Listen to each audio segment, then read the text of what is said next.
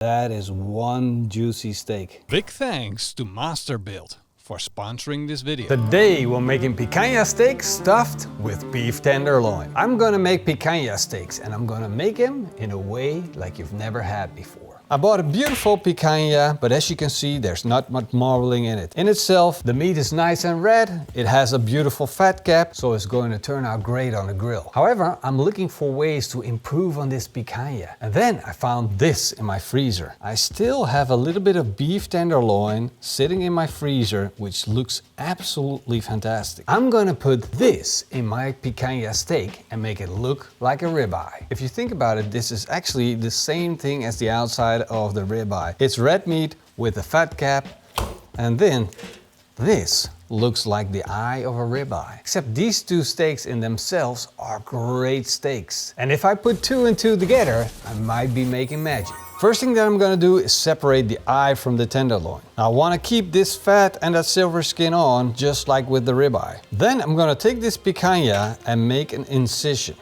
Create a big pocket. Then I'm gonna put the tenderloin in the picanha. Hoppa, I made it. It was a little bit of a struggle to get this in, but it worked.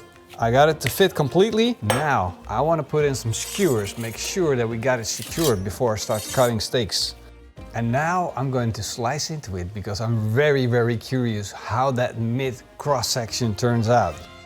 Well, it looks pretty cool, nowhere near what a ribeye looks like, but the whole idea of stuffing a steak in another steak to get more flavor and better quality meat inside looks really fantastic. I want to make steaks out of it, so I'm gonna go ahead and cut. I'm pretty excited about the end result and I want to taste it. So I'm going to turn on the Masterbuilt smoker and I'm going to get it up to grilling temperatures. First I'm going to load it up with charcoal.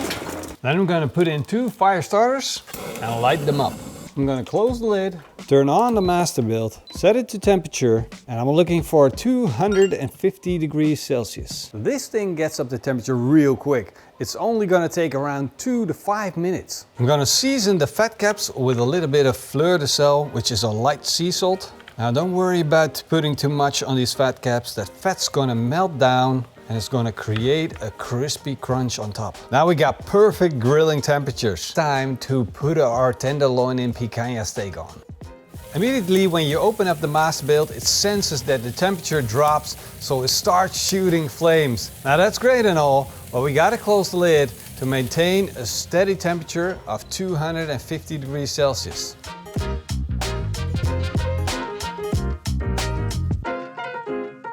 The steaks are looking great. Time to take them off and let them rest.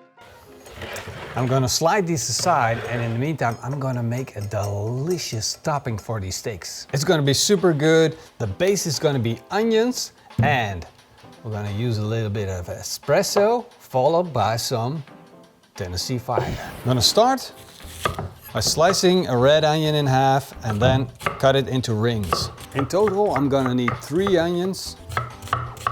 Once they're all sliced up, I'm gonna put my Scotch-Burr pan on the fire. I'm gonna put it on the hottest spot of the Masterbuilt grill. I'm gonna melt 100 grams of butter.